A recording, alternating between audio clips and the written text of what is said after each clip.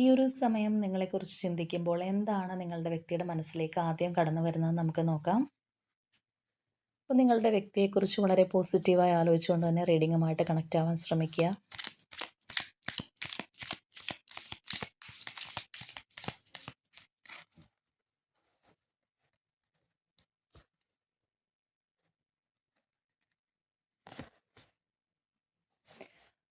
Okay, 3 of cups എനർജിയാണ് നമുക്ക് കിട്ടിയിട്ടുള്ളത്.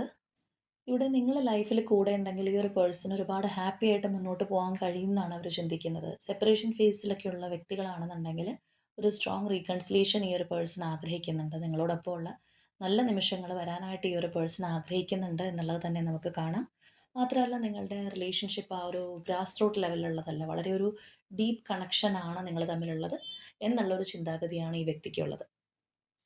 അപ്പോൾ ഈ ഒരു റീഡിങ്ങിലെ പോസിറ്റിവിറ്റി അക്സെപ്റ്റ് ചെയ്യാനായിട്ട് തീർച്ചയായിട്ടും ഈ ഒരു എനർജി ക്ലെയിം ചെയ്യുക, യൂണിവേഴ്സിനോട് നന്ദി അറിയിക്കുക.